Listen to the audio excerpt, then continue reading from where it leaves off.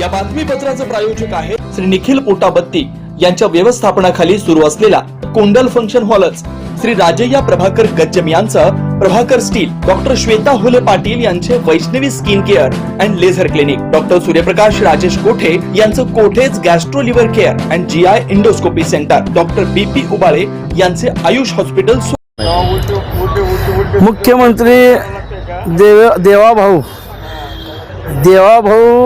हे महाराष्ट्राचे देवाभाऊ सध्या भारतीय जनता पार्टी पक्षाला स्वस्थ झालेले आहेत, परंतु महाराष्ट्रातील सर्वसामान्य जनतेला महाग झालेले आहेत। याचं कारण असं आहे, 2 जानेवारीला निवडणुकीच्या काळामध्ये प्रभाग क्रमांक 2 येथे बाळासाहेब सर्वदेचा खून झाला।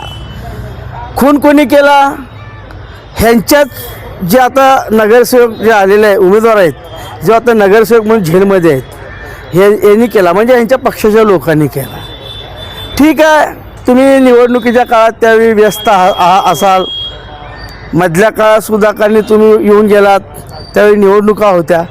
आता मला समजलं आहे की उद्या सोलापूर जिल्ह्यामध्ये ना भूतो ना भविष्यती असं त्यांनी जो विजय संपन्न केलेला आहे, त्या लोकांचा, त्या सदस्यांचा नागरी सत्कारासाठी ती सोलापुरात यायला लागली। मला एक विचारायचं आहे, देवाभाऊ, तुम्ही महाराष्ट्राचे मुख्यमंत्री आहात, महाराष्ट्राचे गृहमंत्री आहात, तुम्ही महाराष्ट्राचे पालक आहात। या सोलापुरासहित या महाराष्ट्रातील प्रत्येक सर्वसामान्य कुटुंब हे आपल्याकडे पालक म्हणून पाहतात।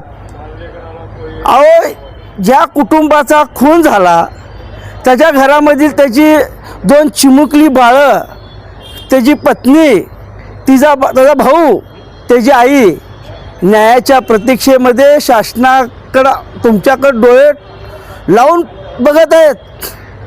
4 महिने झालं। अहो, आपण तर सोडा, आपला जो प्रतिनिधी आहे, म्हणजे सोलापूरचा मुख्यमंत्री, सोलापूरचा CM म्हणजे सोलापूरचा पालकमंत्री जया भाऊ गोरेचे सुद्धा साधी दृष्टी तिथं पडली नाही। एवढं का?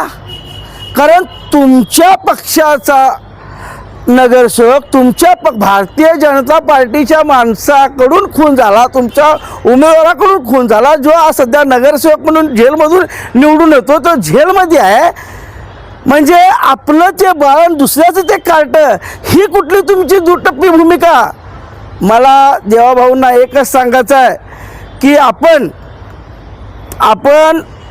जसं तू संपूर्ण महाराष्ट्राचे पालक आहात, तसं त्या कुटुंबाचे सुद्धा पालक आहात। त्या कुटुंबामध्ये काय चाललंय एवढं तर साधं तुम्ही बघायला तिथं गेलात का? आपल्याला माझी कळकळीची विनंती आहे की आपण त्या परिवाराचा, त्या मुलींचा, त्यांच्या कुटुंबांचा कसा आधार तुमच्याकडून देता येईल, कारण तुम्ही प्रशासनाचे प्रमुख आहात, तुम्ही जातीने तिथं लक्ष दिलं पाहिजे। तुम्ही जो आज उद्या नागरी सत्कार या सदस्याचा करावा लागला, ज्याचा गौरव करण्यासाठी आलेला आहात, तो करत असताना न्यायाच्या भूमिकेतून, माणुसकीच्या भूमिकेतून त्यांच्या कुटुंबाला सुद्धा आपण भेट द्यावी, एवढेच मी एक सर्वसामान्य म्हणून आपणाला विनंती करतो की देवाभाऊ, आपण सर्वसामान्यासाठी स्वस्थ व्हा, महाग होऊ नका, एवढंच या अनुषंगातून आपल्याला मी बोलतो।